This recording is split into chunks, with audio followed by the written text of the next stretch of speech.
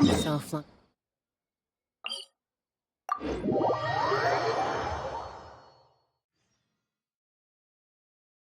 We've been to so many places lately. What do you say we take a day off from adventuring and just find somewhere nice to relax? Let Paimon think. Where are some nice places we could go? Oh, why don't we pay Cloud Retainer a visit at Mount Outsong? It's been a while since we last saw that illuminated bird. Here we are, right outside her place. Do you still remember the first time we came here? We even brought offerings and everything.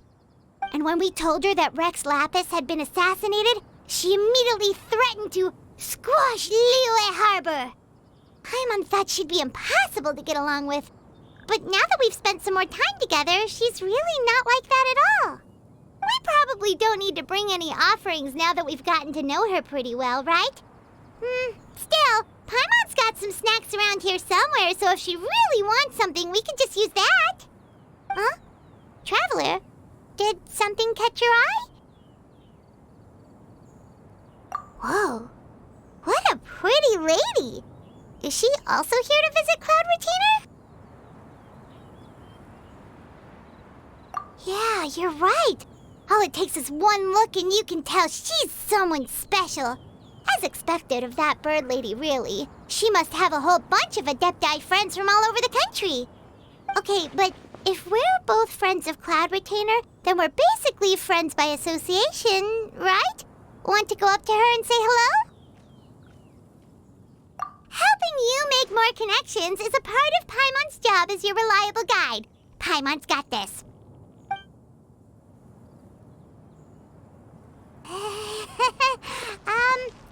Hello.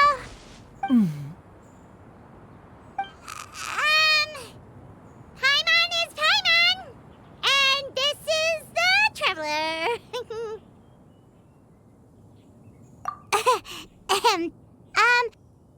Paimon doesn't think we've met, but we're also friends of Cloud Retainer. May we have the pleasure of learning your name, Madam Adeptus? You two... What is this tomfoolery? Has this shift in form so clouded your eyes that you no longer recognize one anymore? Wait, you're... Huh? You're the illuminated bird? But you look human. How did that happen? Oh, donning human form is scarcely any test of one's abilities. As for your confusion, one merely had no reason to indulge such inclinations before. So, you're indulging now because? Well, one has made plans to pay a visit to some disciples at Liyue Harbor. Taking on a human form for such a trip is simply a way to make matters less conspicuous. You? Worrying about keeping a low profile? You're the one who likes to pop up out of nowhere all over the place! In fact, Paimon can think of several examples, like that time when you suddenly appeared on top of a roof without any warning, or...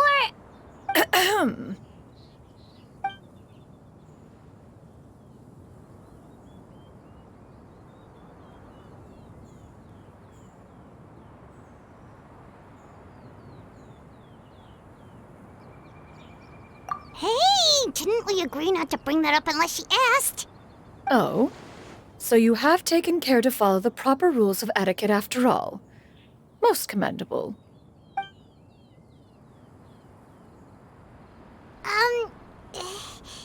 Well, this is all Paimon's got. You don't mind, right? One has never found oneself lacking in basic comforts. On the contrary, it is the gesture that one values above all else. So long as you've shown proper respect and consideration, the quantity or quality of the gift is but a trivial matter. That kinda makes Paimon feel a little guilty for trying to keep them for herself. Anyway, where were we before you reminded Paimon about the gifts? Ah, right. So by disciples, you must mean Ganyu and Shenhe. It's also been a while since we last saw them. Maybe we can come too. One planned to extend the invitation even if you had not raised the matter yourself. Shenhe and Ganyu should be quite pleased to see you again. However, one would first inquire as to the reason behind your visit here. You have cause to seek one's company? Yeah, we just found ourselves missing you and wanted to see how you were doing. We were hoping you'd tell us one of your stories. Who knew we'd run into your human form while we were at it? Is that so? If there are no urgent matters at hand, then let us make haste for Liyue Harbor. Ganyu is likely still working at Yue High Pavilion, so that shall be our first stop. Sounds great! Then let's all go to Liyue Harbor!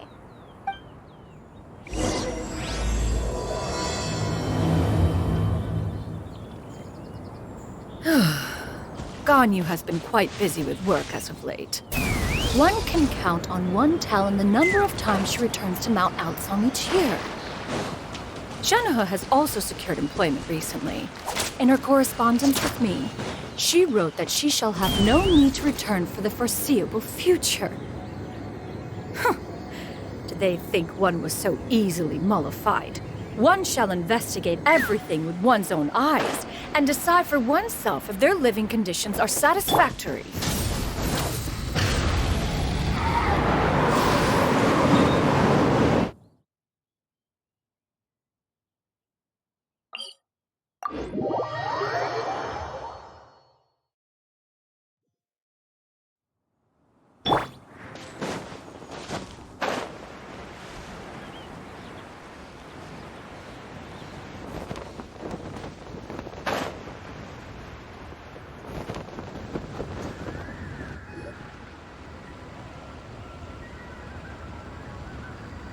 We're almost at Way High Pavilion. Hey, do you think Ganyu will be shocked to see Cloud Retainer like this? Guess we have no idea if Shenhe and Ganyu have ever seen her in this form before. Wait, where did she go? Why are you just standing there, Cloud Retainer? Quietly now. One shall stay here. You two can go and meet with her. But why? Isn't it better if we all go together? If one were to proudly proclaim one's presence, Ganyu would surely profess herself otherwise unoccupied and drop everything to attend to one's visit. One fears that would only result in her staying up all night to make up for lost time. One does not wish to trouble her. Conversing vicariously via you two shall suffice. Do remember to inquire as to her recent well-being. Again, do not mention one's presence here. Fair enough. Makes sense. All right, then, we'll just pass on your regards and... Cloud Retainer? Oh, busted.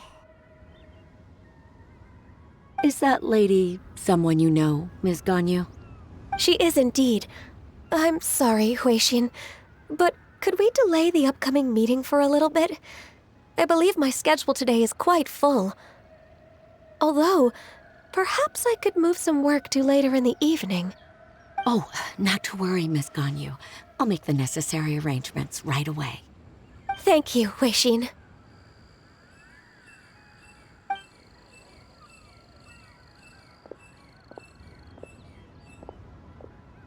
It's been a while, Ganyu. Greetings. What brings you here today? And Cloud Retainer, too. It's been quite some time since I last saw you in this form. You are quite mistaken. One is not acquainted with this Cloud Retainer of whom you speak. One is simply a mere mortal passerby. Huh? Seems she's not buying it.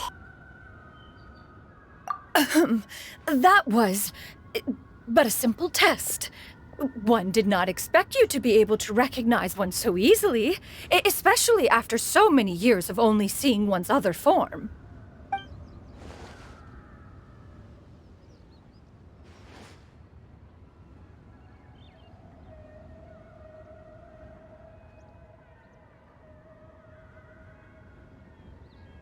But recognizing you is, my responsibility as your disciple.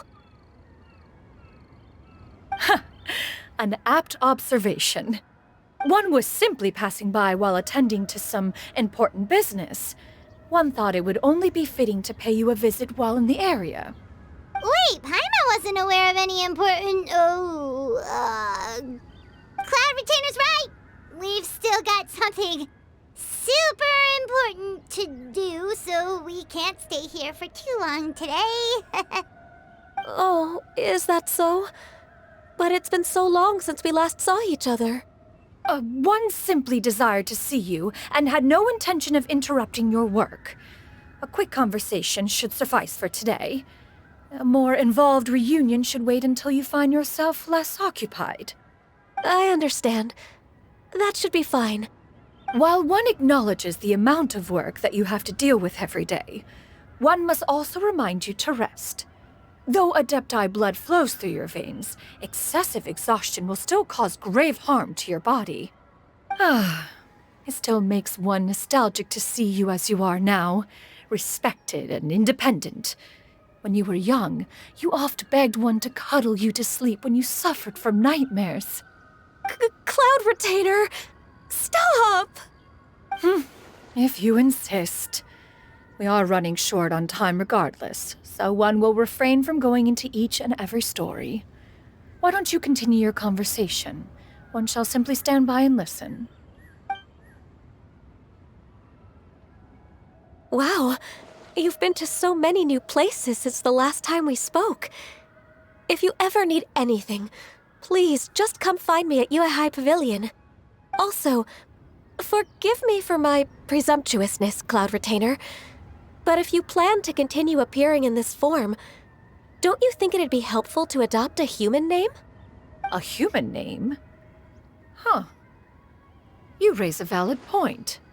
Considering the sheer extent of one's renown, Cloud Retainer is surely too recognizable as a name. You really think so? Not that you're not famous or anything, but that famous? You presume to know the extent of one's illustrious achievements. One would hardly think such a thing to be possible. Nevertheless, Ganyu's advice cannot be ignored. From this point on, when in public occasions, be sure to refer to one as Shenyun. Shenyun? I assume that's a reference to the full record of Pristine Pavilion.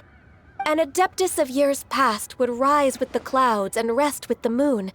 They were enlightened and wise, free and unfettered.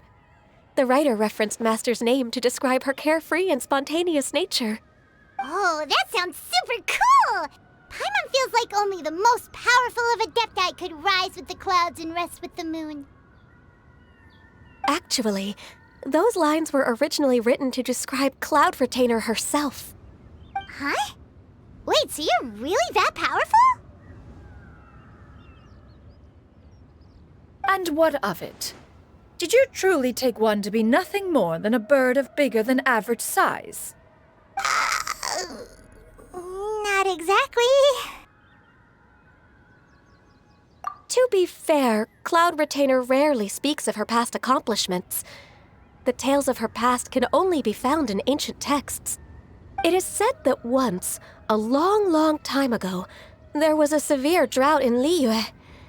Left with no choice, many people left their homes, while others spent day and night praying to the Adepti.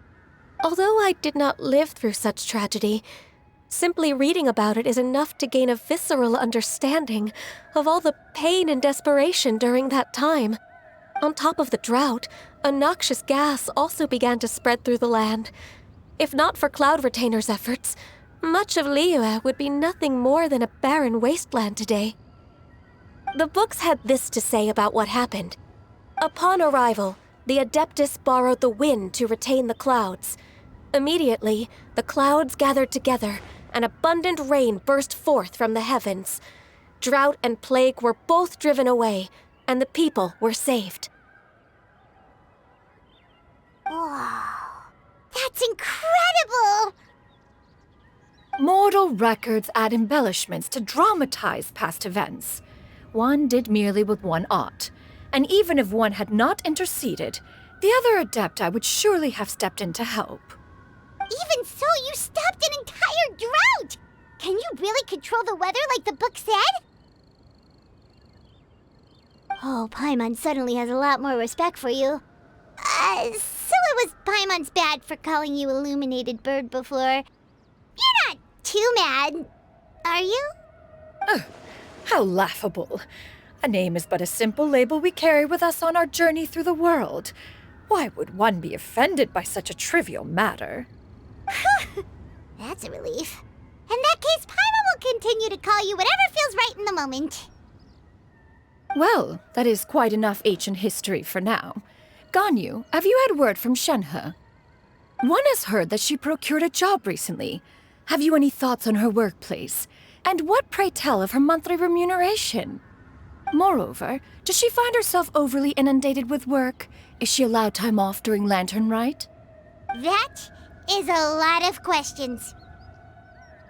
There is no cause for concern, Cloud Retainer. I introduced Shenhe to her employer personally. Wanmin Restaurant's business has been booming recently. So, with Chef Mao being swamped with customers, and Xiangling still off and out in search of new recipes, I introduced Shenhe to staff the restaurant. I see. Most excellent indeed. One has had the pleasure of being introduced to that family. Xiangling is kind and astute, while her father is loyal and reliable. One has no cause to believe that they will make Shenhe's work difficult. Now, it is almost time to partake in the victuals of noon. One shall visit Wanmin Restaurant in person and see how Shenhe is doing.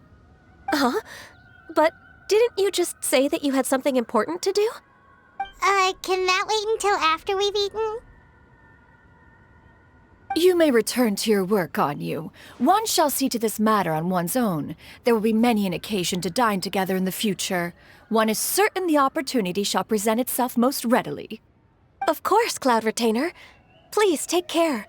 Traveler, Paimon, I'll see you some other time. See you around, Ganyu!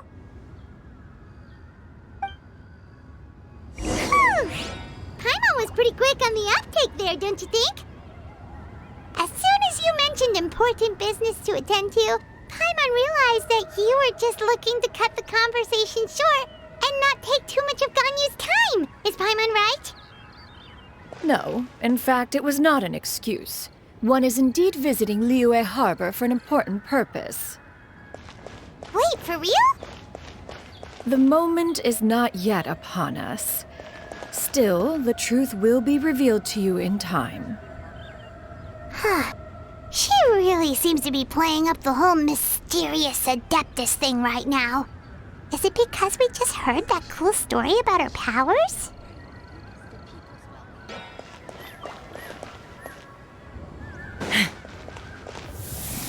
Yeah!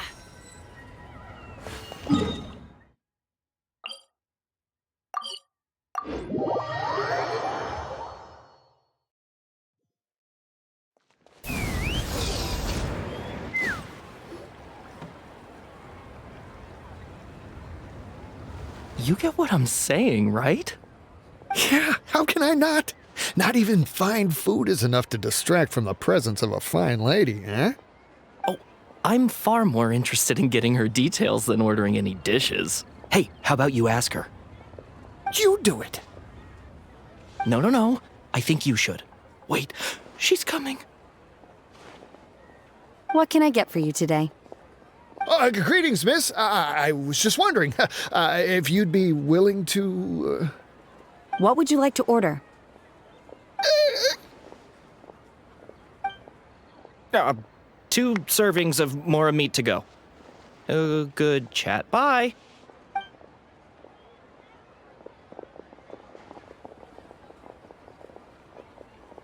Shenhe! Welcome. It's been a while. May I take your order? Don't welcome us as guests and greet us as old friends in the same line. It's weird.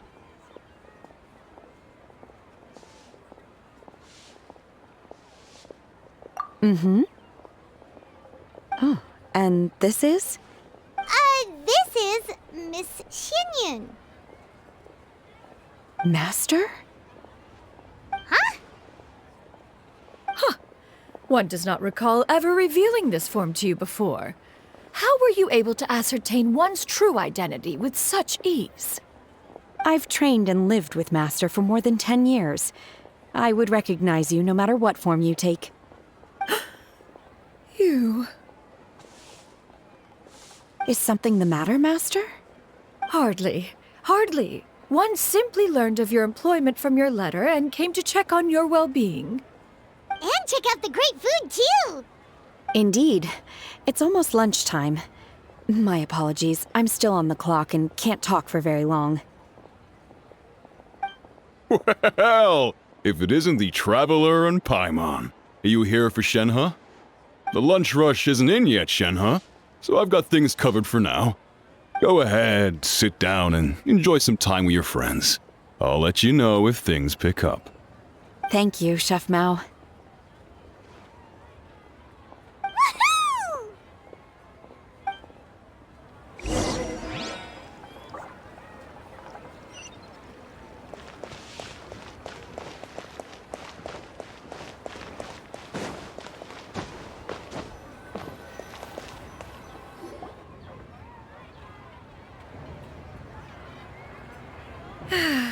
It is just as one expected. The owner of Wanmin Restaurant is indeed a most reasonable and accommodating human. Still, the work here entails dealing with quite a varied group of people. Has this been difficult for you, Shenhe? It's been manageable so far. I sometimes run into strange people, but I have figured out a way to deal with them. Seems like you've been making progress. So by dealing with them, you mean... First, I try to talk sense into them. If that doesn't work, I threaten them with violence. At this point, they usually decide they are in favor of a civil conversation. Oh, how should Paimon put this? Oh, a sensible plan. One is gladdened to see you integrate so well into human society. And you, Master? How have you been? Simply marvelous. Though Mount Outsong has scarcely enjoyed your presence recently, one has hardly found the pleasure of one's own company to be lacking. I see. Just as expected of Master.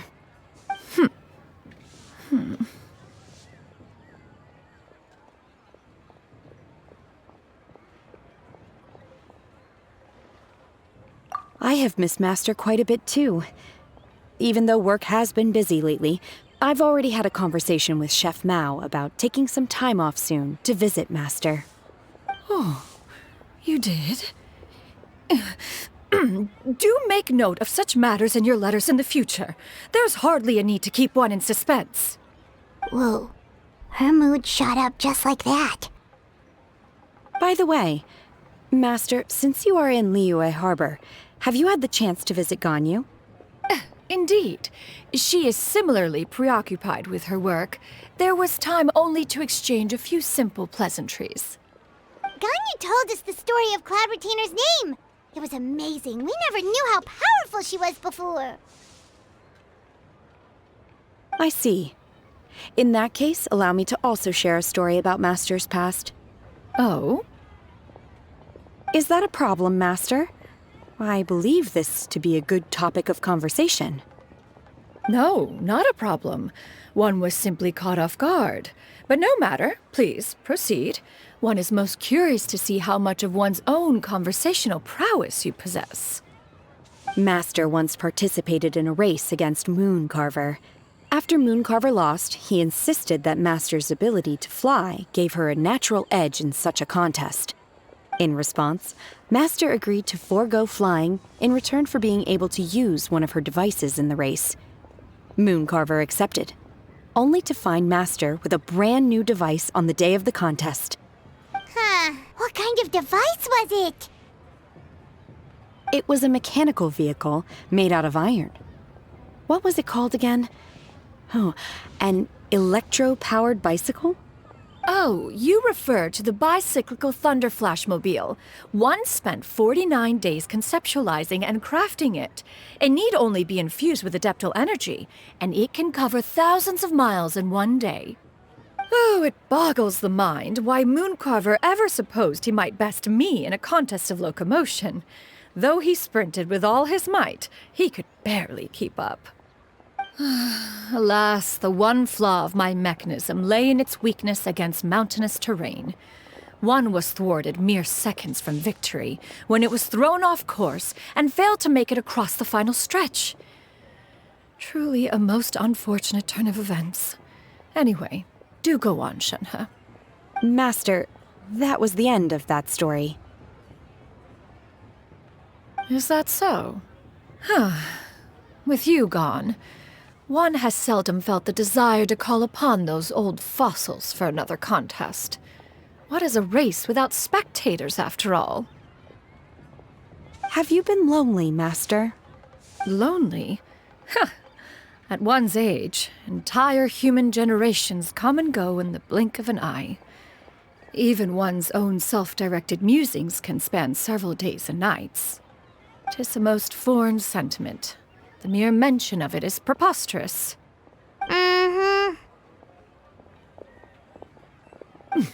What is the reason for that look upon your face? It's nothing. It's just... Well, Paimon gained a lot of respect for you after listening to that story of you summoning the rain and everything. But all it took was a few words out of your mouth and it's like you're back to being that illuminated bird again. I was just a little bit confused. Which one of the two is the real cloud retainer? To me, they are both, Master. One is the master that's widely revered by the people, while the other is the master that I respect and adore. One finds oneself exalted yet again with sweet words of praise and flattery of a most extravagant nature. You chose to exalt one with your words, yet you refuse to grace Mount Outsong with your presence for any extended period of time. One would almost question the sincerity of your estimations. This is not to say that your words paint an inaccurate picture. One has always lived by a single ideal. Eschew all action and abide by no rule. One does as one pleases and speaks as one pleases. Others may critique or praise as they see fit, yet one places little weight in such judgments. She got what, 2 sentences of flattery from her disciple, and it's as if her ego is about to burst. Do you have any empty tables?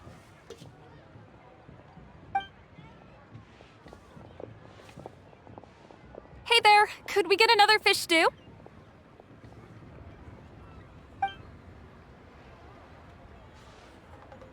I'm hearing more guests come in. I should get back to work.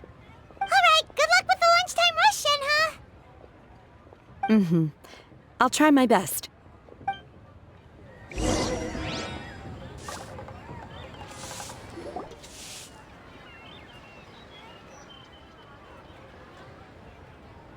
So much yummy food! Paimon's gonna feast!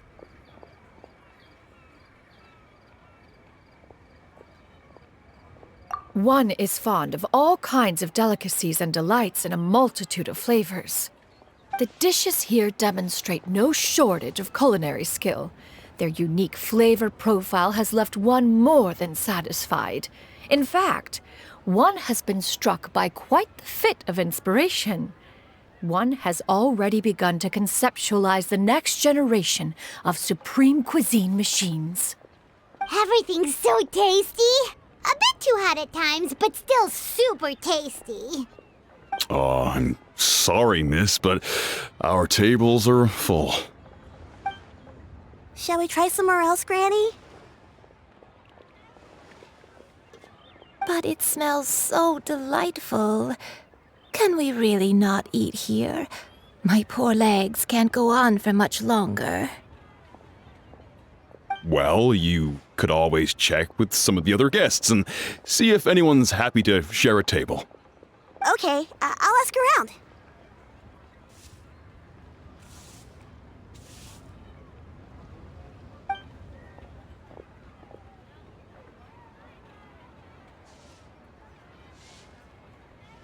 Excuse me. Would you mind letting us share a table with you? There are no empty tables left, so... well, Paimon doesn't mind. What about you guys?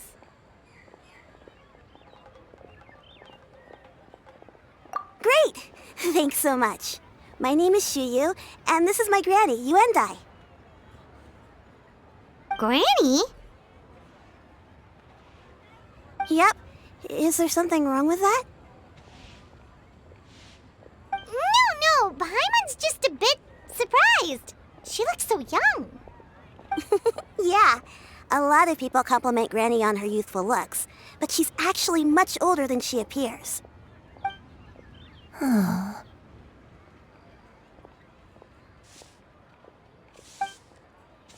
Granny? Why don't you take a seat? Come on, it's not polite to stare. Huh. Have we met before? No. 'Tis a fated meeting, then. Please, take a seat. What would you like to eat, Granny? I can order for you. I want braised earthworms. They always pop up out of the ground after a rainstorm. No, not this again. Granny, there's no braised earthworms on the menu. Braised earthworms? Well, that sounds weird. Do people actually eat that? Right, that's what Paimon was thinking too. Need any help? Help? Oh, do you mean with Granny? Thanks, that's nice of you to offer. Granny has pretty bad dementia, so her memory's getting worse all the time. She's always saying things that sound kinda confusing. Actually, her memory's been bad ever since I was little. But it's gotten so bad lately that I even have to remind her who I am every morning.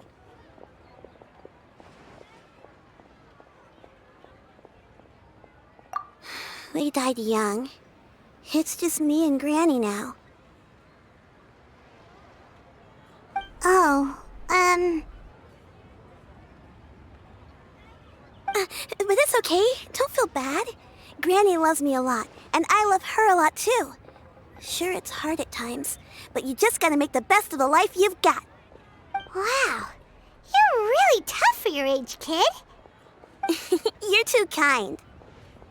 And me? What about me? You're tough too, Granny. Plus, you're really gentle, and you're always there for me. Yes, and it's hardly as if I forget everything. I still remember the important things. Wait, what was that really important thing again? I remember now. It was a dream. I had a dream where everything was dark. Someone was standing in front of me. She told me to come and find her, and that once I'd found her, I would be free. Huh? That sounds super important. But how come you've never told me about it before? It was just a dream, so I forgot about it. But I'm in a good mood now, and somehow I remembered it again. You know, I believe I've had this dream a great many times. But just how many times have I had it? Now that I do not remember. Wait, so you have a reoccurring dream where someone's talking to you? That sounds spooky. Oh, does that mean you're possessed?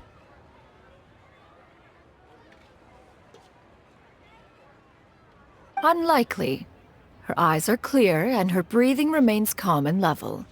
One sees no signs of possession. Are you sure? Who do you take me for? Is one not an adept? Am I not an expert? Huh, you're right. Paimon almost forgot you're the expert. In that case, do you still remember what the person in your dreams looked like, Granny? Not anymore. Although, I have a sense that she looked rather like me. But not as I am now. My younger self.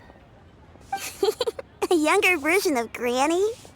This is just getting weirder and weirder. What is going on here?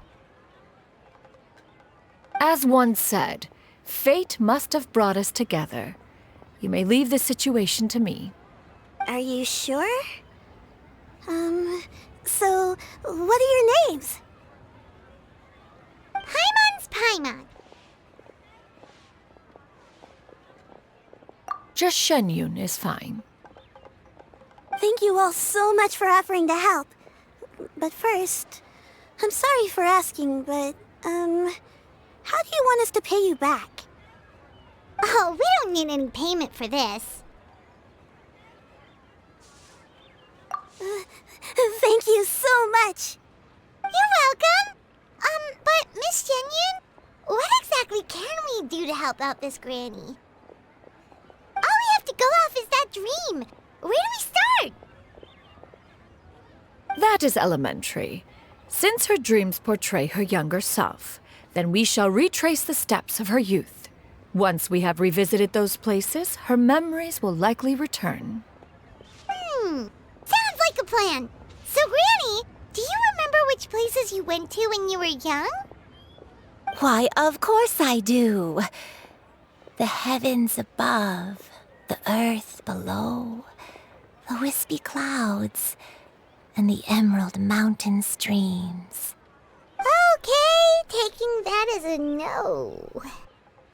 I might have an idea. Once, when I was really little, my dad told me that Granny used to be a martial artist heroine who saved loads of people from a disaster.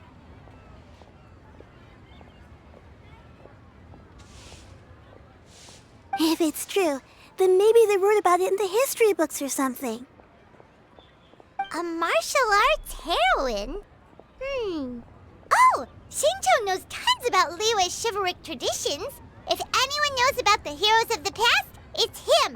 Let's go find him at the Feiyun Commerce Guild. Are you leaving already? But I'm still hungry. I'll go order some food, Granny. If there's nothing on the menu you especially want, I'll just get a few different things. It seems we must part ways for now. The Traveler and Paimon are bound for the Feiyun Commerce Guild, while Yuendai and Shuyu shall remain here and partake of their lunch. As for myself, I have matters to discuss with Streetward Rambler. Streetward Rambler? Oh, you mean Madame Ping! Precisely. Let us meet at Yujing Terrace once you are ready.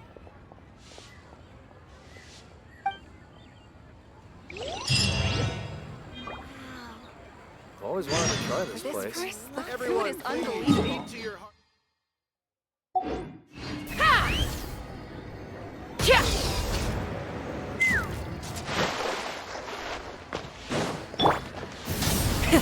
Rev the engines!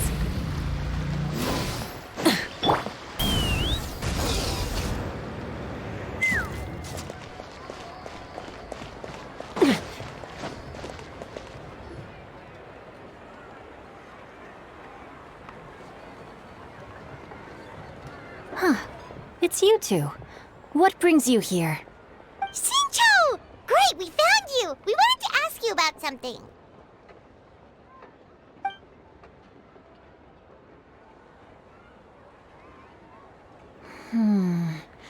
That's not a whole lot of information to go off of.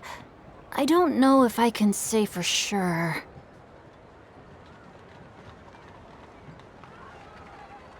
I can't pinpoint her identity from your description alone. But considering her age, I am reminded of a nameless heroine who's been featured in various chivalric novels. Nameless heroine? That's right. The novels often speak of a great drought from 50 years ago. As the people suffered, a nameless heroine appeared and began to clear away evil spirits and bandit camps. The people idolized her, but never learned her name. All they knew was that she always acted alone.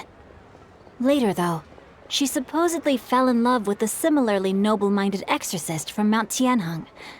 They were well matched in more ways than one, often fighting together as a fearsome duo of otherworldly strength. After the drought ended, the heroine and the exorcist left the public eye and began living a reclusive life in the mountains. All that remained were tales of her incredible accomplishments. The way this nameless heroine faded from fame into obscurity later in life is not too dissimilar from Miss Yuendai.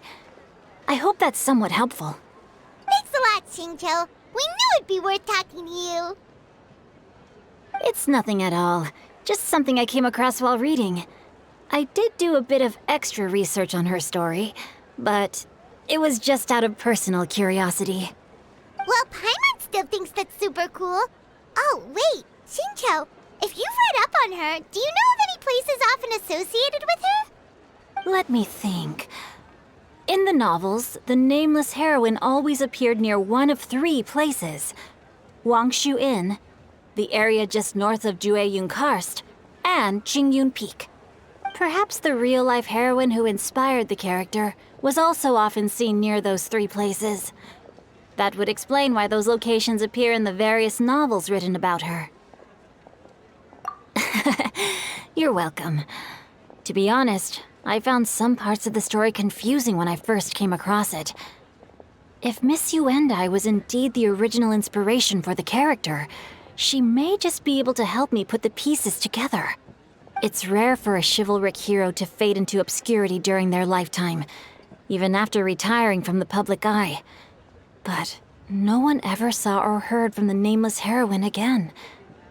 There were even rumors that she became extremely ill. I've never understood why someone would go to such lengths to erase themselves from public memory. It's almost as if she was trying to hide from something. There's probably far more to the story than what's been written. We'll be sure to tell you if we manage to uncover the truth. That's a deal. Perhaps, behind the truth of it all, there lies a story more fantastical than any work of fiction. Paimon feels like we just learned so much from Xingqiu. A drought, a nameless heroine, a life of seclusion. Wait, why does the story sound super familiar?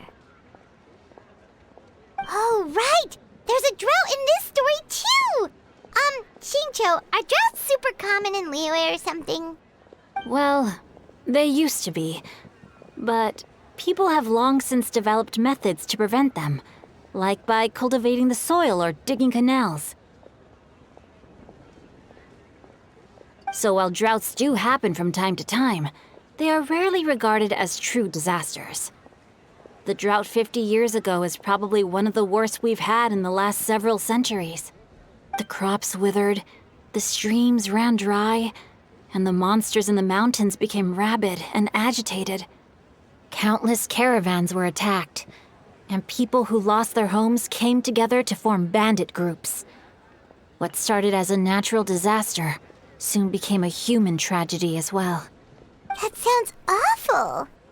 Yeah, and that's exactly why the nameless heroine was so beloved. She must have been someone of true integrity, to do so much for the people while asking nothing in return. Still, as terrible as that drought was, it was nothing compared to the truly calamitous disasters that befell this land in ancient times. They say that back in those days, disasters were both more severe and more common. Only the strongest of Adepti could hope to dispel the ruin and devastation. Do you have any other questions? We're good for now. We're just going to head back and meet up with Miss Xianyun and the others again. Paimon hopes that Granny Yuendai will be able to remember more of her past. She used to be a great hero who saved many people. So sad that she can't recall any of it. Anyway, we'll be off now. See you some other time, Xingqiu. Thank you so much for your help. It's no problem at all. Safe travels.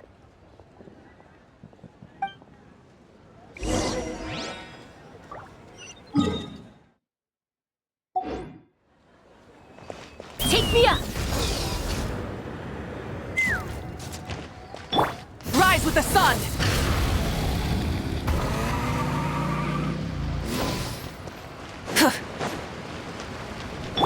Let's fly!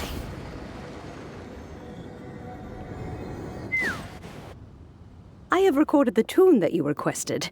I hope it will be of help to you. Oh, thank you. Straight word, but Ping, what has amused you so? Oh, it's no serious matter. I was just reminiscing about the last time I saw you in this form. Time has wrought such change in this world, and yet you appear just the same as ever. Time has little bearing on one's existence, nor has one keenly felt its effects whilst dwelling at Mount Outsong. Nevertheless, Ping, one would like to seek your counsel on a personal matter. Oh, why so formal all of a sudden? I must say, you're making me a little nervous. What is it? Well, the inquiry is as such. Approximately how much more would one need to afford a comfortable life in the harbor, not unlike the one that you yourself lead? It does not require as much as you may think. Still, do you mean that... Cloud Retainer, Madam Ping! What are you two talking about? Nothing save for some trivial matters. Have you unearthed any useful details? Shinto has a theory, but let's save it for when Chuyu and Miss Yundai have joined up with us again.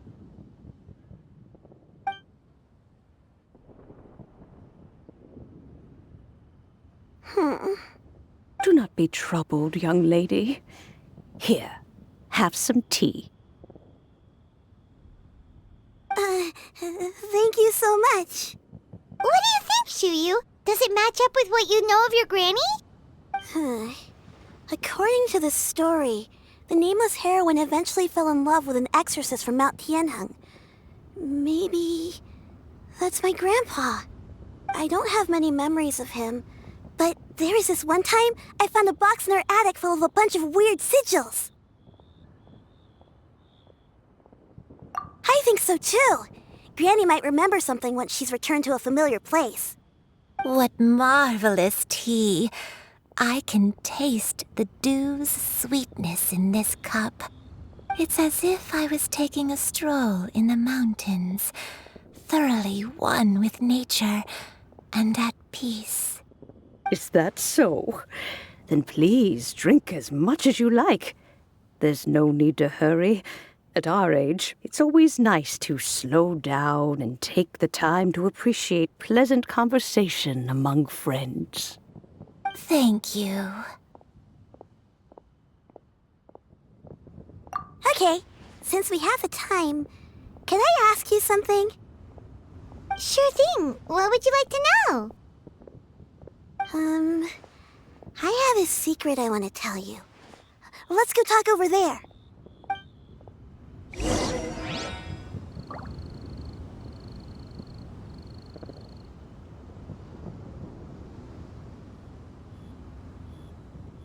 Take me up!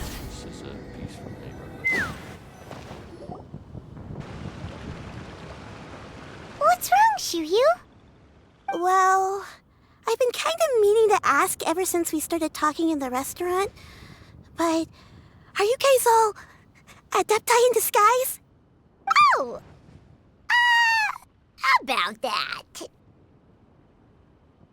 Well, you guys just seem super special.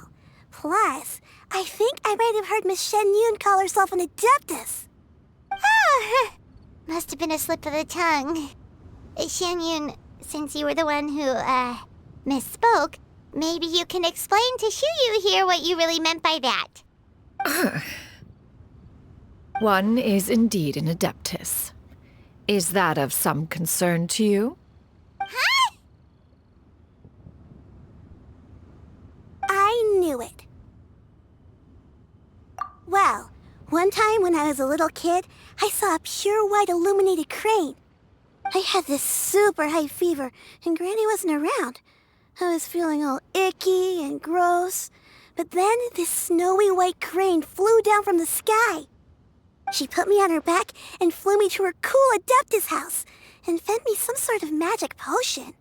When I woke up, I was already back in my bed and my fever was gone.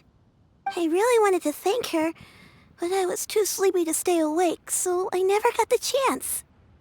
So I just kind of wanted to ask if maybe any of you have ever met an Adeptus like that? A pure white illuminated crane? The only two we've ever met are blue and white and black and brown. Have you ever met one that's pure white, Cloud Retainer? Never has one met an Adeptus with such features. One surmises such a description is but a hyperbolic embellishment that oft results from narrative accounts. That's weird. Was it really just a dream then? Well, even if it was just in my head, it doesn't matter that much anyway. All I really want is to help Granny recover her memories. I'm really grateful for all your help.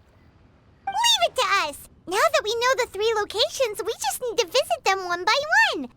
Let's go to Wangshu Inn first. Okay, I'll go get Granny.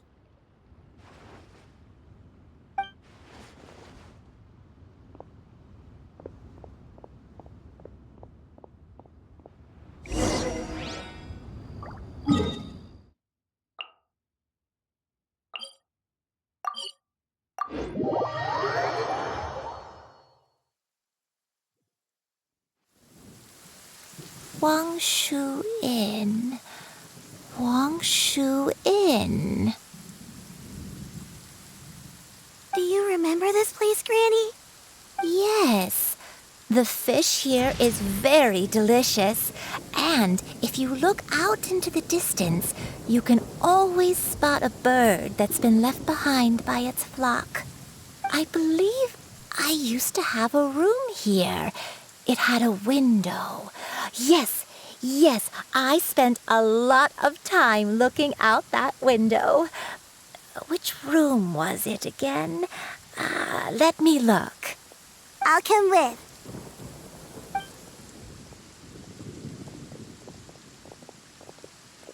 Paimon's still having some trouble understanding what she's talking about, but if she's so familiar with this place, that must mean she lived here, right? Wait, huh? Whoa! Shell! What are you doing here all of a sudden? You scared the living daylights out of Paimon! I sensed a non-human presence and decided to come take a look. If you're here, then there's likely no trouble afoot. I suppose there's no cause for concern. It's been a while, Cloud Retainer. I see you have returned to your previous form. I have indeed. I fought alongside her in this form on many occasions during the Archon War. Oh, wow! What was she like during the war? Oh, wait, let Paimon take a guess. Was it anything like this? Behold, the glory of one's newest invention, the Bang Bang continuous fire mechanism. Hands up and surrender, or be prepared to face the full might of the Adepti. An impressive imitation. Paimon knows her all too well. Even so, Cloud Retainer was not always as ostentatious as you describe. You may be unaware, but her talent with Adepti sigils is just as formidable as her skill in mechanics. The Archon War reached its peak after Guizhong's death. The Cloud Retainer who fought beside me in those devastating battles was taciturn and solemn, only speaking when she had to activate her sigils. A Cloud Retainer who barely talks? Paimon can't picture it. But what happened after that? If you were so powerful in your human form, why did you decide to take up your bird form again? Once one had bid farewell to the world of mortals, what use would one still have for such a shape? When dwelling between mountain and forest, away from the struggles and troubles of the mortal world, a mortal form is hardly the most fitting of choices. After the war, Cloud Retainer retired to Mount Outsong, only revealing herself to the occasional visitor, and always in her avian form. Although I do believe there was an occasion some 30-odd years ago when she decided to don her human form. I believe it was for the purpose of... One believes there is little need to relive bygone matters. Granny, are you okay? Back then, at this place, Perhaps this conversation should end here. I shall take my leave now. Should you encounter any trouble, you need only call my name. However, given that you are traveling with Cloud Retainer, I trust you are in good hands. Everyone! I think Granny is finally beginning to remember her past. Slowly now, calm your mind and recount what has been recalled.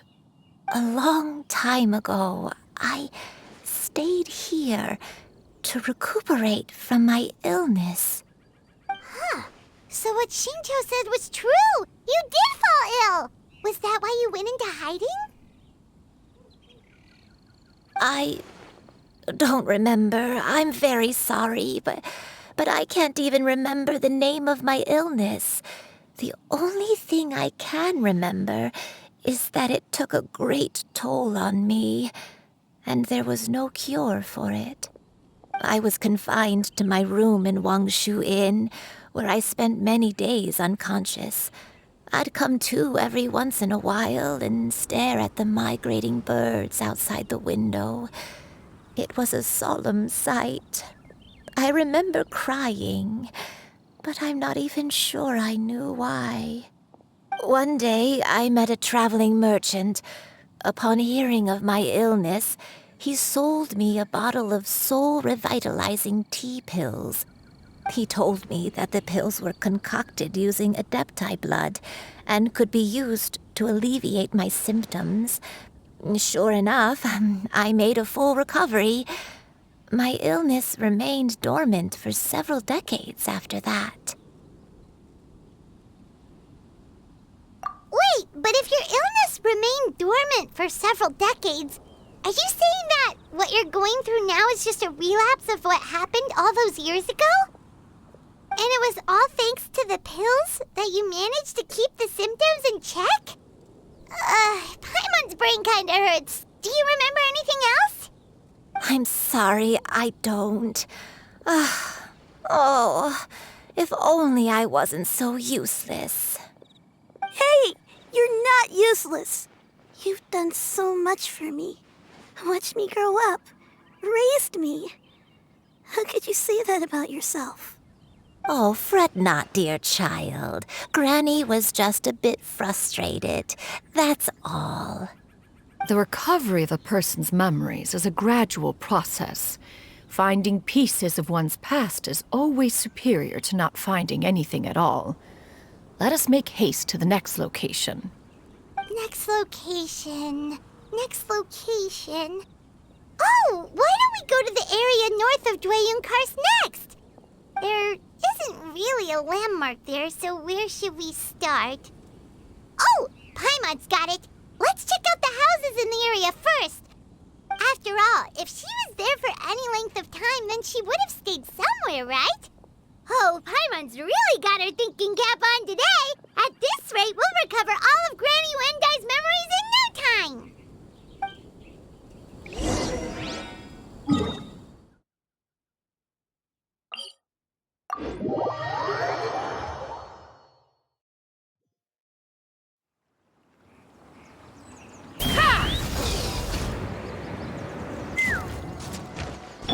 Burn it down!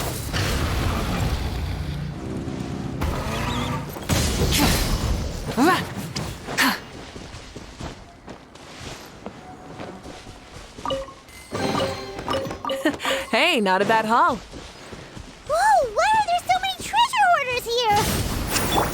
Guess it's time to round up the bad guys. Open fire!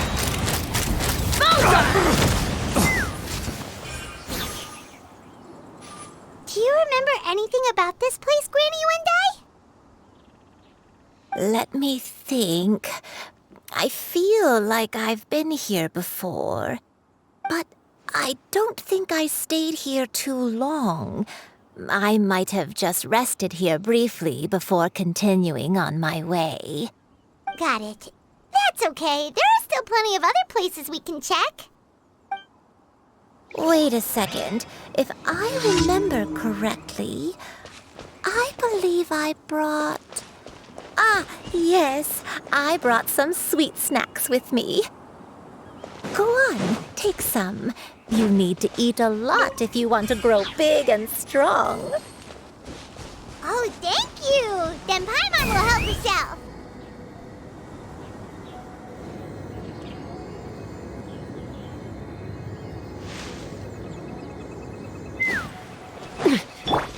Burn it down!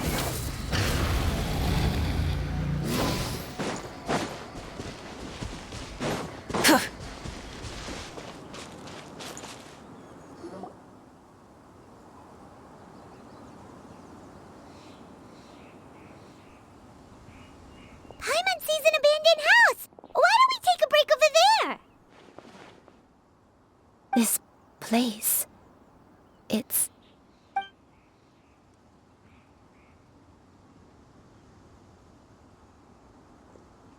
Did you remember something, Granny? I remember. Shuyu. This is where your father was born. It was a moonless night. I had been injured, so your grandpa was supporting me.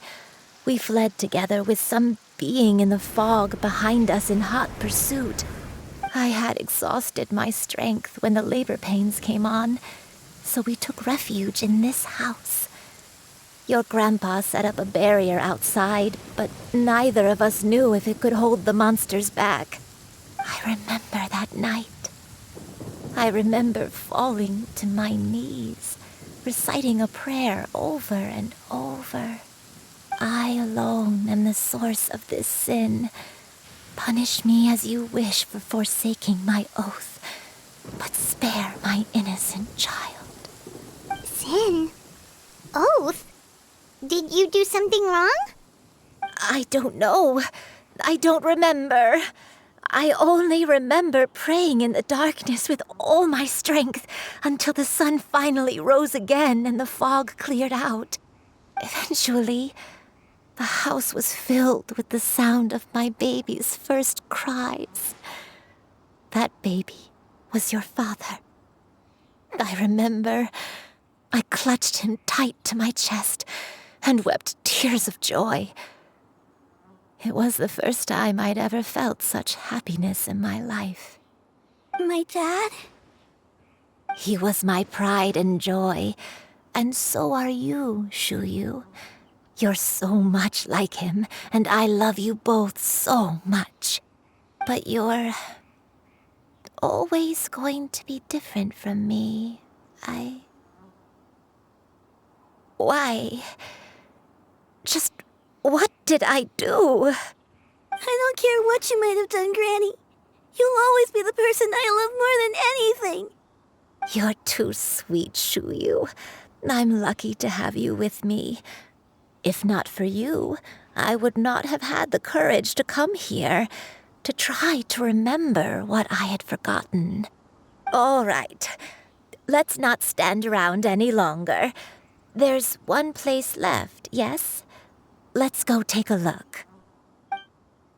If one recalls correctly, the next place should be Qingyun Peak. Yuandai, how fares your health? I may be a bit slow, but I'll do my best to keep up. I'm sorry to keep everyone waiting. Climb on. I shall carry you to the top. Oh, such lightness of weight. All those who grow old grow frail in the end, do they not? First, you lose your memory, then your health. Eventually, you end up losing everything. My only wish is to depart this world with a lucid mind, to free myself of this torment and the burden it places upon others. Fret not. You have my aid in this endeavor.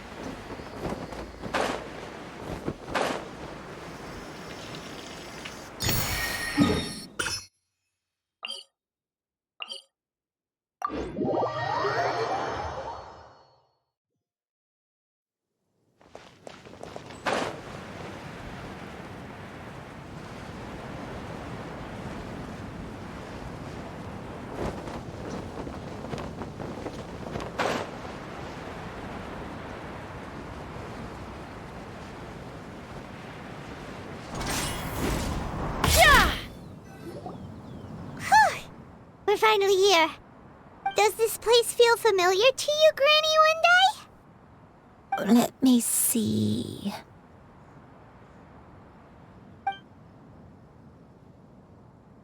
How strange. Have I lived here before? When we were at Wangshu Inn and the abandoned house earlier, though I couldn't remember everything, I still felt a sense of familiarity. I could easily picture myself in those places. But here, I don't have that feeling. Perhaps I did come here in the past, but it just didn't leave a strong impression on me. But did the stories get it wrong then? Yeah, that's true. But they're also the only thing we have to go off of. Paimon was hoping this place would jog Granny Wendai's memory just like the others. I'm sorry to disappoint you too. It's all right. We're not going to give up yet. We'll figure something else out. Just you wait. Thank you. If only I could remember. Huh? That way. What's that mountain? Oh, let Paimon look! Huh? Isn't that Mount Outsong? Looks like we've come full circle. Mount Outsong. Mount Outsong. Granny, are you okay? Don't push yourself, Granny. It's okay if you can't remember. You shouldn't do something that makes you sad. Mount Outsong, What am I really? Mount Outsong holds some familiarity to you? It does, but I can't go back. Are you feeling unwell? My head, it feels all heavy and dizzy. What is wrong with me? Cloud, Miss Xianyun, is there anything you can do? Let us go to Mount Outsong. But... Fret not, all will be well. You and I, you have already given more than enough to the pursuit of this endeavor. You may leave the rest to me. I've prepared something that can aid you in suppressing the fear in your heart and restoring your lost memories. It currently resides at Mount Outsong. Wait, really? When did you do that? I never leave anything to chance. All will reveal itself when we arrive.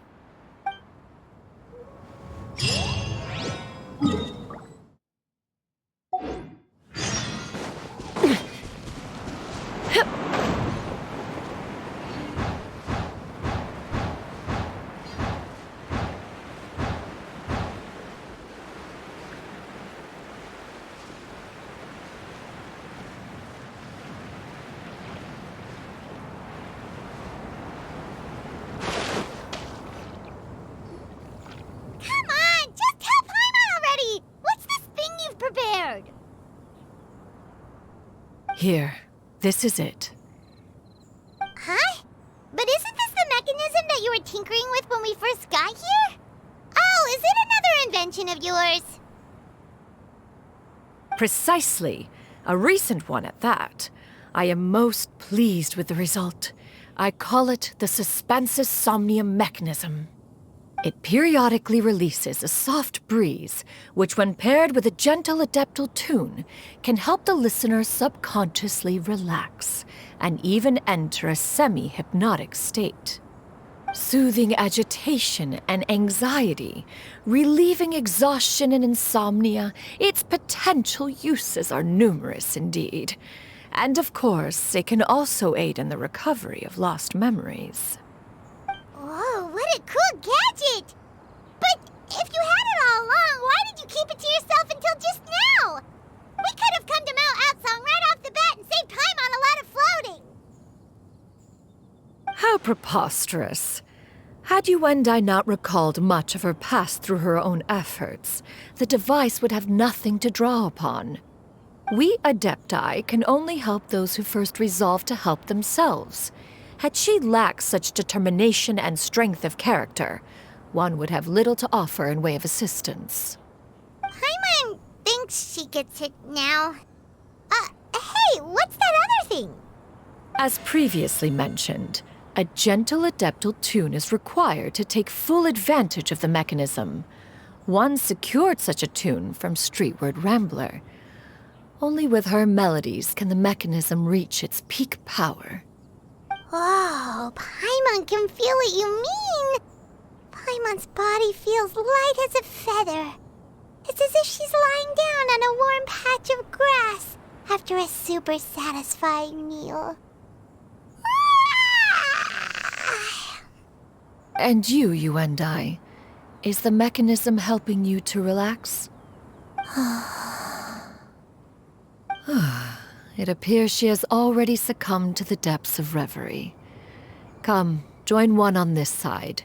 We shall give her some time to herself.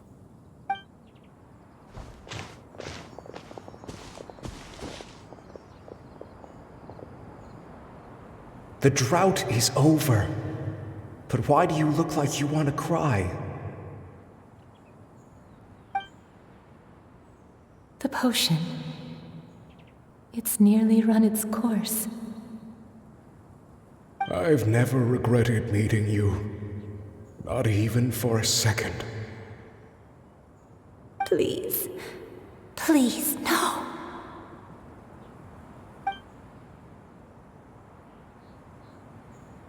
Have you forgotten?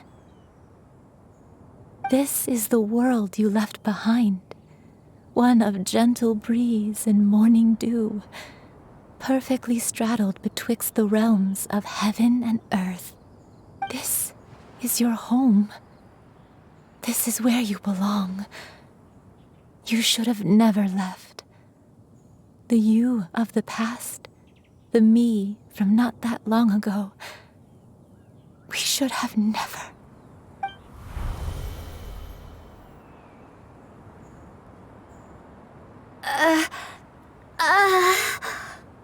So that is the truth. No wonder this place is so familiar. Granny! Granny, are you okay? Cloud Retainer. Your memories have returned? Wait, did you just call her by her full name? Does that mean you already knew each other? Yes. I now remember everything. Everything. Granny, please don't cry. I'm here. I'm here. Oh, don't worry, my dear child. Granny is fine. I'm so sorry, everyone. You've gone to so much trouble on my behalf. It's all come back to me now. The most important thing that I had forgotten was the truth of what I once was. One can sense the guilt that now plagues your conscience. Reclaiming a truth long buried is sure to come with a myriad of complex emotions. Perhaps one should recount the story on your behalf while you compose yourself. No, it's okay. Now that I've remembered, I must face my memories head on. Shuyu, everyone, I cannot thank you enough for all your help. I'm ready to tell you my story, if you're willing to listen. Please, Granny, don't force yourself. What happened in the past doesn't matter. I love you more than anything. Nothing you say can change that. I know, dear child. My feelings for you are exactly the same. It is for this reason that you deserve to know the truth. Some time ago, I made a terrible mistake. One for which I could never atone. Is this the sin that you mentioned in Dwayne Karst? What happened? I am, in truth, not a human being. My real form, one that I held for centuries, was that of a wild crane. I spent many, many years living on Mount Outsong, bathing in the soft breeze and drinking the sweet dew of the mountains. At some point, I somehow gained wisdom and sentience. The Lord of the Mountain, Cloud Retainer, became aware of my existence and began to share many stories with me. She even passed on the secret of cultivation to me. Though she never took me on as a formal disciple, I always saw her as my master. Whenever she took out her tools to work on mechanisms or new inventions, I would also stand next to her and watch. I even contemplated completing my training and becoming an adeptus in my own right. I followed her teachings, and time gradually passed us by. Until that fateful day 50 years ago. 50 years ago? That's right. Master regaled me with many stories of her past deeds. From them, I learned how she had saved people from a similar crisis in the past. She was the one I looked up to the most. More than anything, I dreamt of becoming an adeptus like her. I wanted to travel the land like she had, relieving suffering wherever I went. But I was still far from being a real adeptus. I possessed no ability to take on human form and fit in with the crowd. Once she learned of my desires, Master prepared a special dose of human mimicry potion for me. She warned me that the potion's effects would only last 10 years, and if I were to fail to return to my original form at the end of that time, I would forever forget my past as a crane and become something neither human, beast, nor adeptus. Oh no. So that was the source of your dementia all along. Was it because of Grandpa? Indeed, I fell in love. Though he was human, he had spent his entire life training on Mount Tianheng. When we met, it was not only my first foray into the world below, but his as well. Although clumsy and impulsive as he was, you'd think he was the real strange bird among the two of us. But still, just like me, he cared deeply about the world and wanted, more than anything, to cleanse it of all pain and suffering. I could not help but fall for him. But my time continued to tick away. Those 10 years passed by in a flash. Yet I did not want to leave his side, so I... Oh no, what happened next? I committed an offense. I wanted to stay with him, even if it meant living a life full of pain and suffering, even if it meant that I would eventually turn into a monstrosity. I knew I had betrayed Master's hopes, but I was too ashamed to face her. So I wrote her a long letter instead and asked someone to leave it outside her abode. I was convinced that she would not support my decision, and I lacked the courage to speak to her face to face. In my shame, I fled and tried to hide from the world, such that no one would be able to find me again.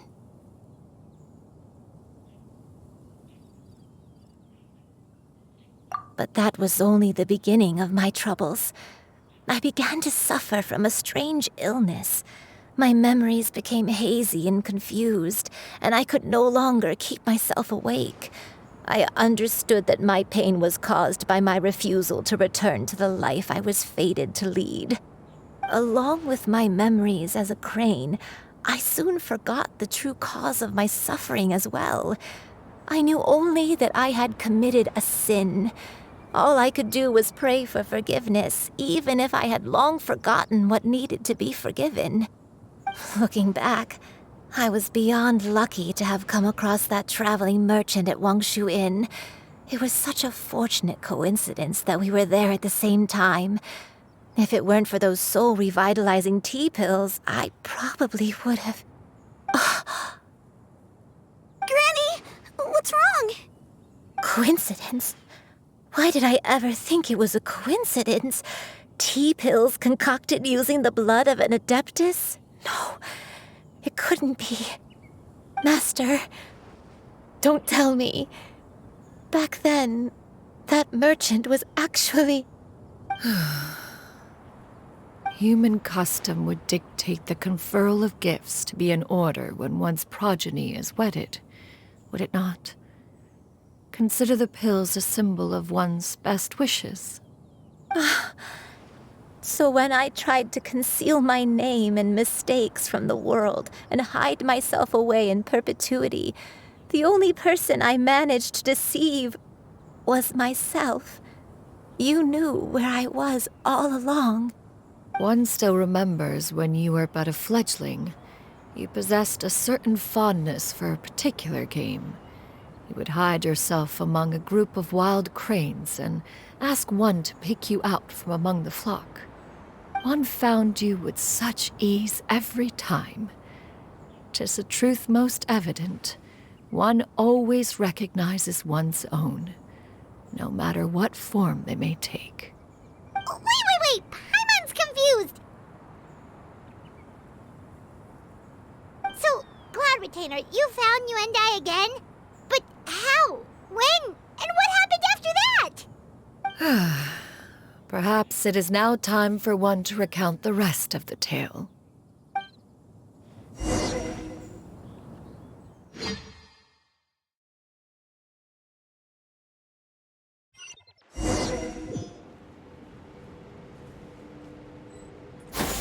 One was furious upon receiving the letter. Seized with anger, one set out to bring you to your senses.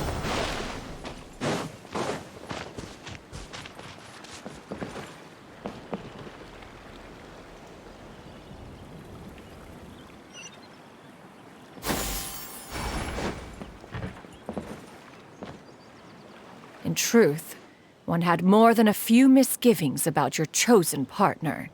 As an exorcist, his talent was lacking. One could hardly say his skill with sigils was any better. But soon, one came to appreciate the devotion he bestowed upon you during your illness. He never uttered a complaint and rarely left your side.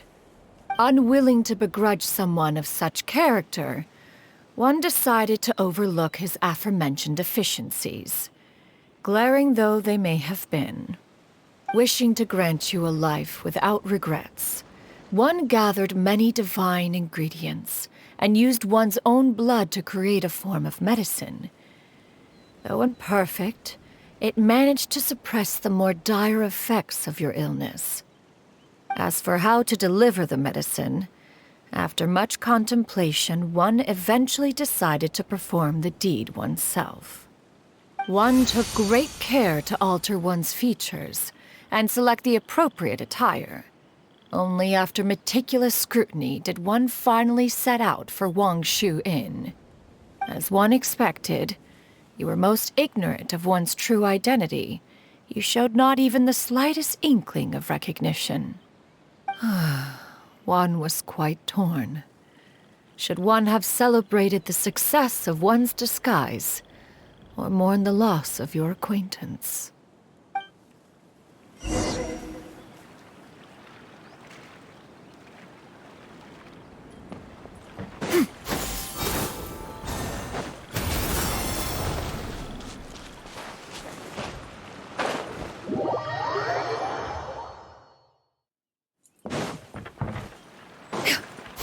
Skyward! Scatter!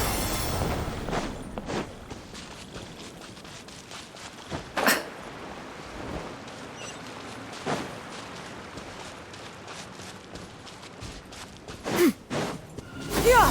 Skyward! Yeah! Skyward! Nevertheless, one would speak to you about another matter, if you are amenable, even considering your loss of memory. One was simply flabbergasted that you could so easily forget the consequences of consuming medicine infused with adeptal blood. Its proclivity to attract monsters is hardly that complicated of a concept to remember. To think that you tried to travel while weak from sickness and heavy with child. Had one not intervened to clear the fog, all of you would have been lost during the night. Make way for the Adeptus!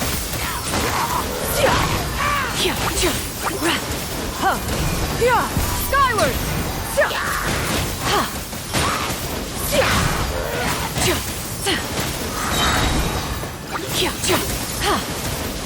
Seize the skies! Right.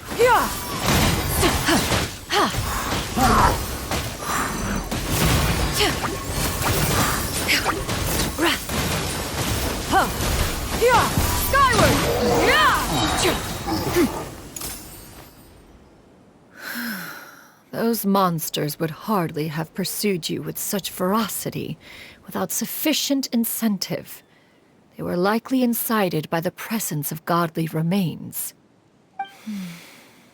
Said godly remains, in turn, were likely drawn to the trace of one scent on your body. One was, after all, an active participant in the Archon War. Some of the gods were likely shattered by contraptions of one's very making. In the end, one was relieved to see you endure through the night. At the break of dawn, one heard an infant's cry pierce through the air, and one saw you carefully cradle the child to your chest.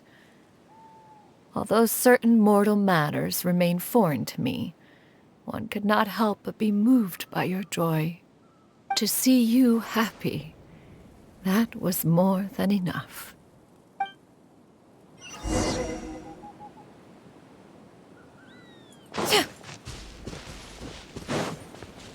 Scatter! Now you should have a complete understanding of the events.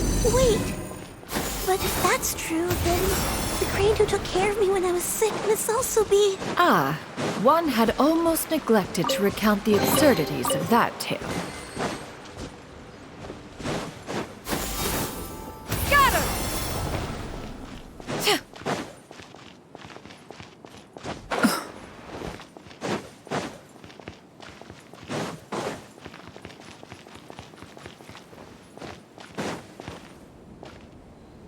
Just as you and I troubled one with her antics, so did you give one many a headache. Upon finding you burning with fever, one made plans to bring you back to one's abode for treatment. However, upon seeing one's form, you began to cry, refusing to get on one's back. When one asked you why, apparently you believed that one could not possibly be a true Adeptus, because all illuminated cranes are white from tip to toe. One had no choice but to apply powder to one's body to conceal the variegated nature of one's appearance. You became more than amenable enough when one stood before you devoid of any other coloring. It bears mentioning, however, that as a crane, Yuendai was nearly entirely pure white in color. Though you had never encountered her in that form, you still recognize the essence of her being. Perhaps fate brought you two together in more ways than one.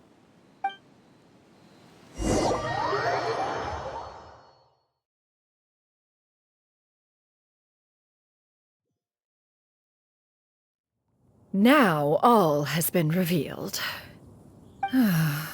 One owes you an apology, you and I. One recognized you upon your very entrance into Wanmin Restaurant. One has always viewed you as a disciple of equal standing with Ganyu and Shenhe. Indeed, one wished to bring your story to a satisfactory end with this visit to Liyue Harbor. Still, one could not reveal your identity right away. Had one simply informed you of all you had lost, all those cherished memories would merely have become the fictionalized account of another. Memories are most meaningful when recalled by those who lived through them. Would you not agree? Even if the process was painful and arduous to experience. Have you any further inquiries? Master, I must ask, if you found me all those years ago, why did you leave me be, even though you knew about my mistake? Why did you not bring me back to Mount Outsong by force? One has never regarded your action as a mistake. It was a simple choice, nothing more. When it is time for one's progeny to leave the nest, it is the responsibility of an elder to let them fly free. Yet, when your wings grow weary and the night grows dark, just know that you always have a place to which to return. 'Tis a refuge referred to by many a name in mortal writing. Home, nest, haven. Whatever its denomination may be, its essence remains quite unchanged. One speaks, of course, of a place not unlike one's own abode. One's disciples are free to come and go as they wish, yet the door remains forever open to those who wish to return. One rather hopes you count yourself among them. Thank you. Thank you so much. You and I. One expects you too have sensed the rapid deterioration of your condition as of late. Have you not? 40 years ago, you chose a path without a future. Though one used one's own blood to provide you with a few decades of extra time, it merely delayed the inevitable. One may have extended the path, yet one was unable to alter its final destination. Even the power of an adeptus has its limits. Had your condition continued to deteriorate, you would have forgotten your life as a human entirely. In the end, you would have turned into a creature lacking in the ability to even comprehend its own monstrousness. Fortunately, you were able to avoid that scenario by reclaiming your memories. Though one sped the process along by providing some guidance, the result is entirely a reflection of your own effort. So, what's gonna happen to Granny? One will help her reclaim her original form as a wild crane. If it be fated, she may recover her sentience one day. She's gotta go back to being a regular crane, huh? Master, you've already done more than enough for me. I don't know how I could possibly repay your kindness. This is a better result than I could have ever hoped for. How much time do I have left? Not long. The transformation is imminent. Granny? Please don't leave, okay? You're all I have left. Please. Don't be sad, dear child. Granny has led a wonderful life. My only regret is having to leave you behind. Don't forget to eat well, okay? A growing young lady like yourself needs lots of good food to grow big and strong. Promise Granny you'll take good care of yourself when I'm gone. I promise, Granny. I'll do whatever you say. Good girl, good girl. Don't worry. It's not goodbye forever. Granny's gonna become the most formidable crane in all of Mount Outsong. Granny will train day and night. I won't stop until I can turn into a human without having to rely on anything but my own power. When that day comes, we'll be able to live together again, you and I. How's that sound? Good. That's a good girl. Even though we won't see each other for a little while, as long as we both work hard, we're sure to meet again someday. I'll eat well, Granny. I promise. And I'll wait for you, no matter how long it takes. I'll wait for you to come back. That's a good girl. Then Granny really has no more regrets. I'm so sorry, Master. Thank you. For everything.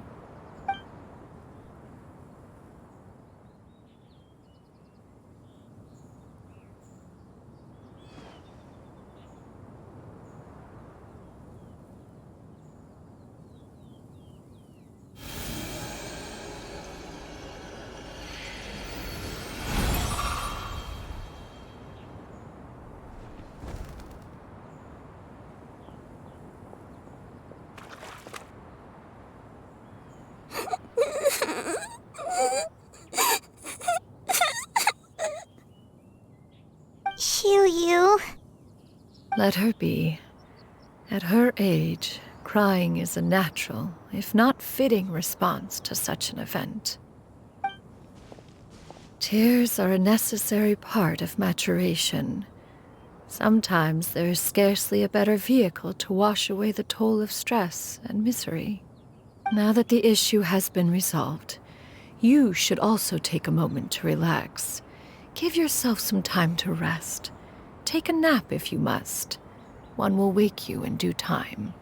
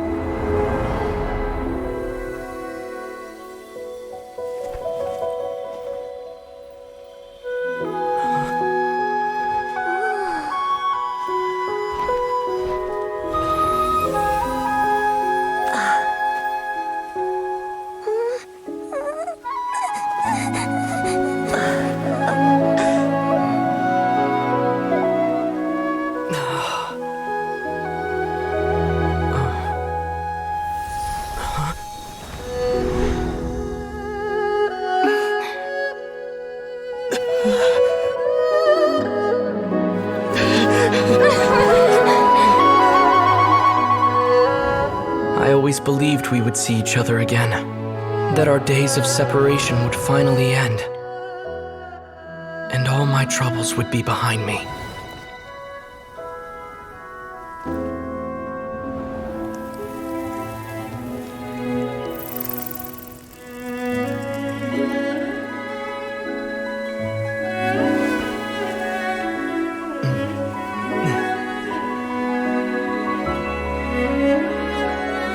If only things could stay this way forever.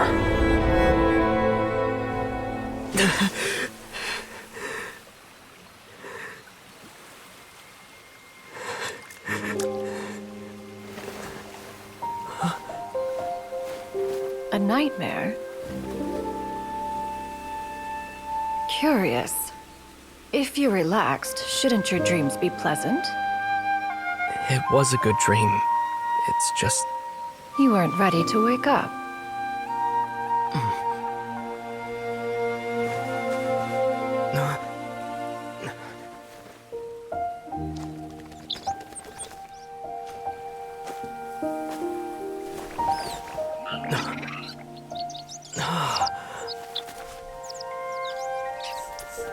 Eloquent as one may be, words of comfort are not one's strong suit.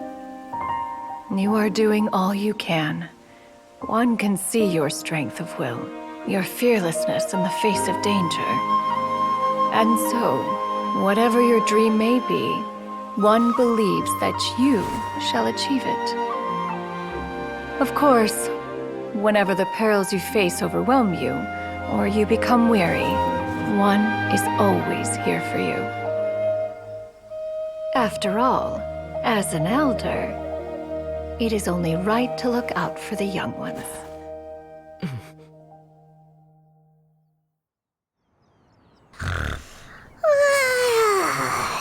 Grilled chicken drumsticks.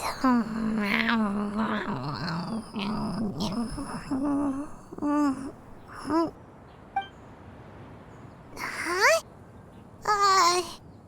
Was Paimon sleeping just now? Oh, Paimon wasn't talking to you. Paimon had a dream about eating grilled chicken drumsticks, that's all. Madam Adeptus? Oh, Shuyu, you're awake. How do you feel? I feel a little better. Thanks. I know I'll see Granny again someday, so I don't feel so sad anymore. Madam Adeptus, could I ask you something? Would you take me in as a disciple? Oh, and have you reasons for this sudden interest? I know Granny thought what she did back then was wrong. She felt really bad about it. But without that mistake, I would have never been born. Even though Granny lost her memories, she never forgot to show me how much she loved me. So, I thought maybe one day I could become a cool Adeptus like you and help a whole bunch of people, just like Granny wanted to do. Upon some reflection, one supposes you are no mere mortal. The fact that Yuendai's blood flows through your veins is proof enough of that. If this is what you desire, one shall make it so. Thank you so much, Madam Adeptus. No, I mean, Master. Shuyu, are you sure about this? Paimon's gonna let you in on a little secret. We've seen Cloud Retainer's 2 other disciples, and they pretty much eat nothing but bitter herbs like Chinchin and violet grass.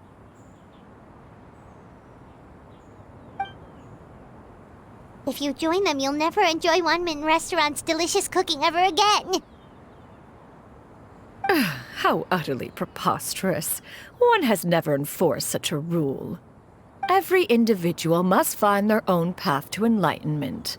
So long as one retains a pureness of spirit, one's dietary proclivities are quite irrelevant. Well, you say that, but Paimon's not seeing any tasty treats up here now, is she? Although Mount Outsong is rich in natural beauty, its location does preclude access to certain finer mortal comforts. That is precisely why one plans to relocate to Liyue Harbor. Shuyu shall have the honor of becoming one's first disciple in the human world. Whoa, you're leaving Mount Outsong?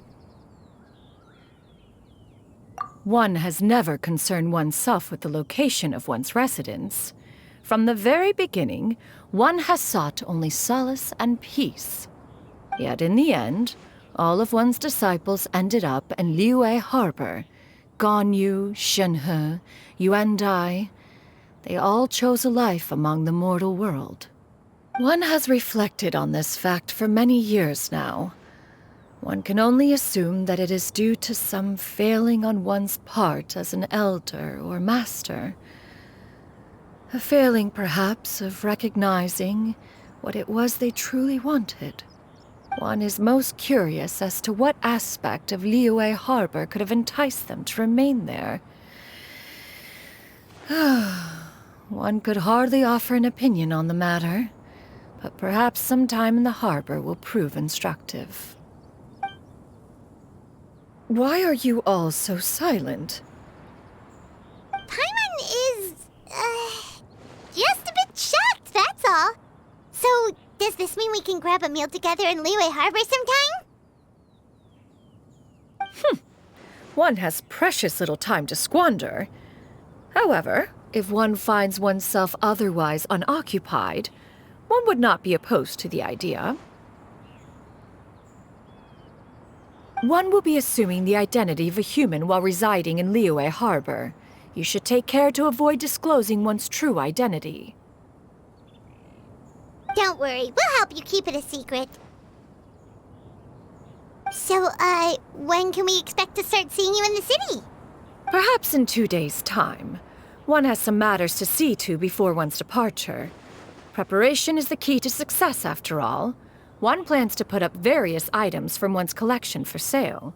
The earnings should provide for a comfortable living in Liyue Harbor. One has already picked out a handsome property near Chuhu Rock. 'Tis no small purchase, but what is mortal life if not one expense after another? Seems like you've really thought of everything. Then how about we meet up in Liyue Harbor in 2 days? A sensible plan. See you then. Oh, also, why don't you take this suspensus somnium mechanism as a souvenir? Anytime you should feel ill at ease in the future, you may try quieting your mind and sitting in meditation as you listen to its melodies. It might help you find a new perspective. Awesome! Thanks, Cloud Retainer! Hey, didn't we promise Shincho that we'd tell him what we found out? Should we make a trip to the Feiyun Commerce Guild? It's totally up to you.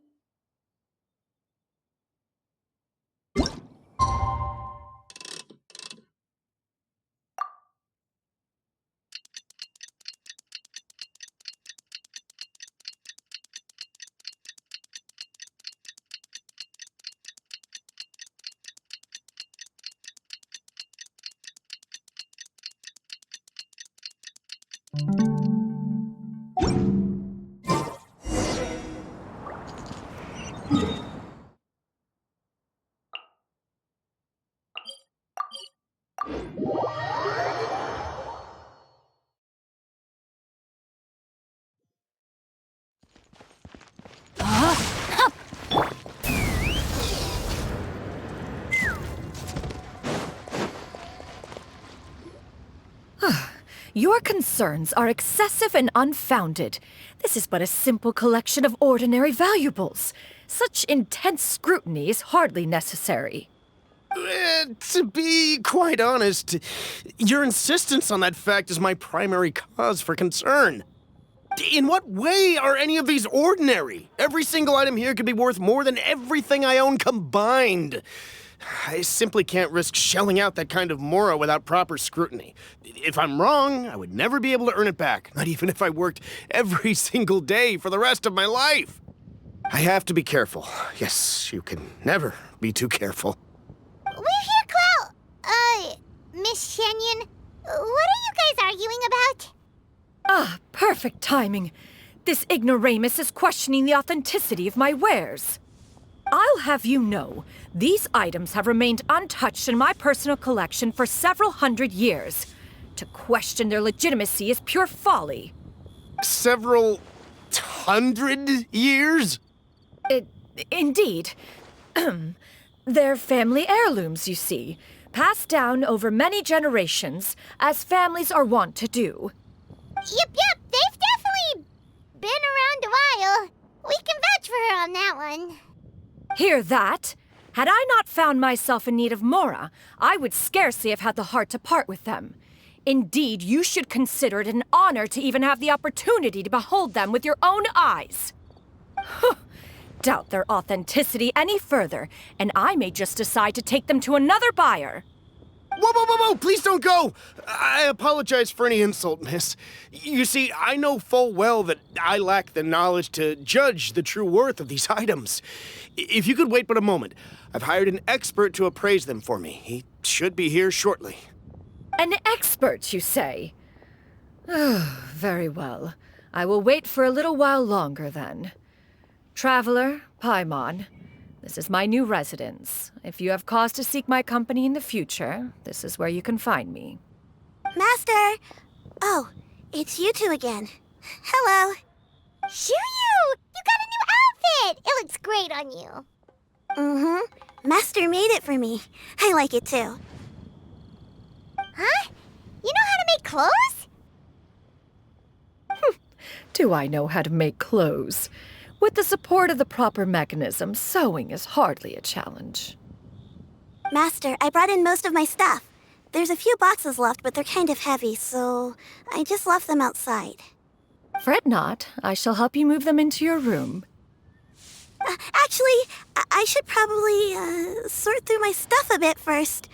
Everything's kind of messy right now, so maybe you could, not look yet, Master? Yeah, that'd be great.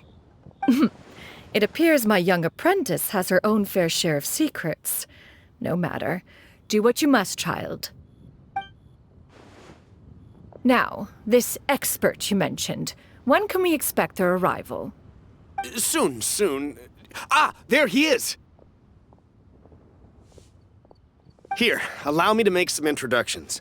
This is Mr. Zhongli, a well-respected consultant at Wangshang Funeral Parlor and an expert in all manner of valuables and antiques. Mr. Zhongli, this is Miss Shenyun. She's the one who's looking to sell the collection of valuables I mentioned earlier. Huh.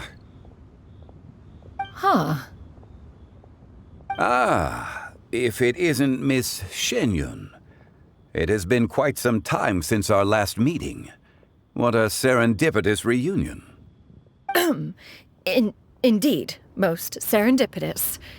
Have you been faring well as of late, Mr. Zhongli? Quite well, thank you. I was fortunate enough over the past few days to enjoy both a stroll in the mountains and a fresh brew of tea from the most recent harvest. The experiences left me with such insight and peace. Huh. So you two are already acquainted? Indeed. How fortunate we are that fate has brought us together again. If you are otherwise unaware, allow me to inform you that Miss Shenyun is a well-regarded collector and appraiser. She is well-versed in all fields, and oft-celebrated for her impeccable taste. You stand to gain much from this opportunity. You are too kind, Mr. Zhongli. True collectors pride themselves on their wealth of knowledge and eye for detail. I can say without a doubt that you are foremost in that regard. Why, you flatter me, Miss Shenyun. It would seem that you are as self-effacing as ever. Not at all, Mr. Zhongli. Not at all.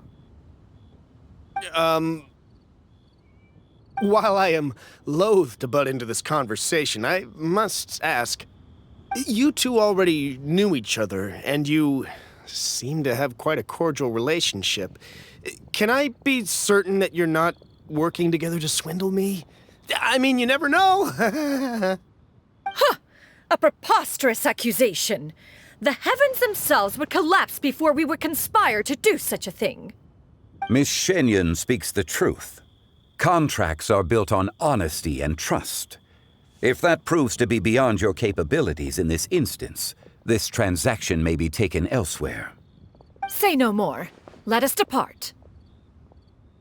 I jest. What fool would still harbor doubts after Mr. Zhongli himself has vouched for the goods? Miss Shenyun, wait!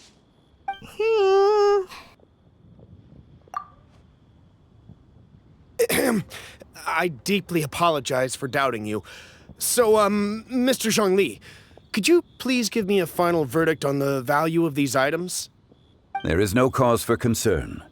They are indeed rare and precious valuables. Take this mechanism, for instance. Though one may not immediately perceive its purpose, its structure and appearance are exquisite enough to merit it a place in any fine home. The same can be said for this one here.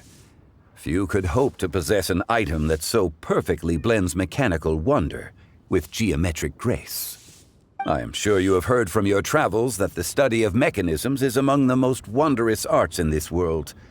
With that in mind, I earnestly recommend procuring every last item in this collection. All right. Since I hired you as my consultant, Mr. Zhongli, I shall, of course, trust your good opinion. Then, in that case, Miss Shenyun, I'll take the lot. However, since the final sum is quite large, how about we start with an initial deposit through the Northland Bank? The Northland Bank? Huh. Oh, you refer to the fiduciary house. Oh, very well. I fear people only use the term bank nowadays. In that case, I'll be off for now. I'll return to collect the goods once you've received the funds.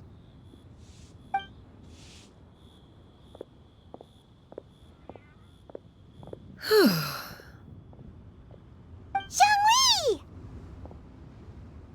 My friends, have you been doing well? We've been great! How about you? Paimon didn't know you were such a busy consultant!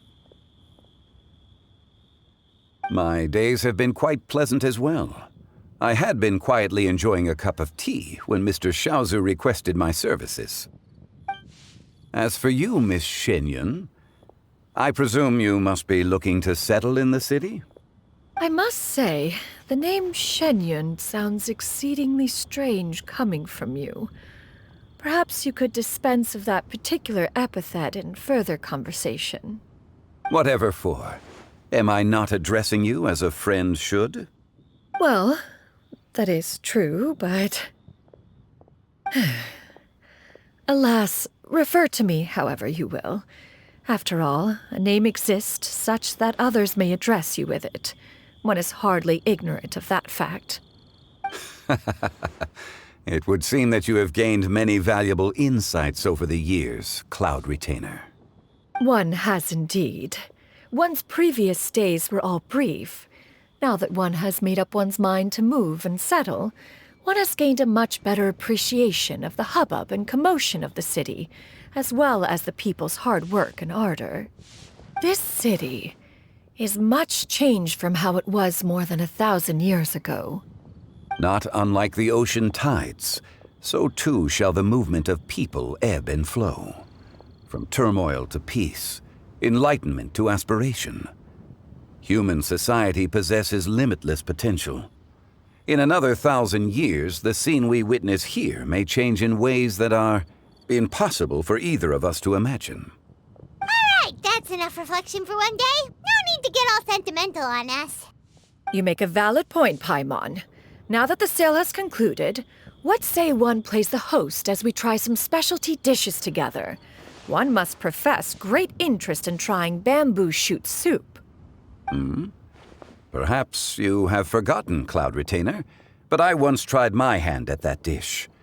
You were at the table on that occasion, so logic dictates that you should have already tried it. Oh? What occasion was this? It was a reunion between friends several centuries ago. Alas, you must have been too preoccupied to secure yourself a portion.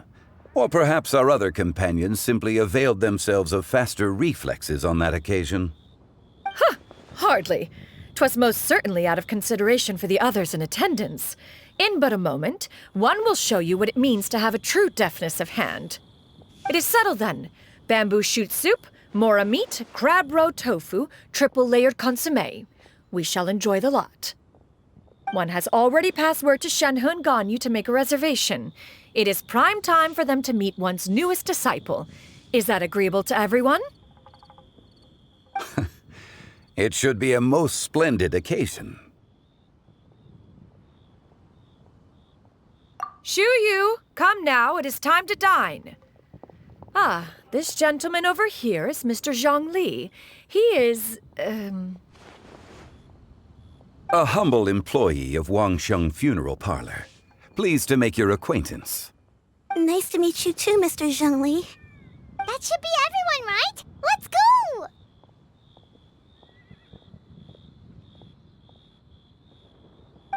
Sounds good. Actually, Master, have you ever tried Adeptus' temptation?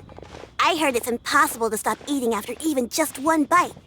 You know, 'cause it's super tempting and stuff. Is that true? That sounds rather implausible. Although with the right preparation, certain dishes can be too delicious to resist. Huh? Why are you all walking so fast? Hey, wait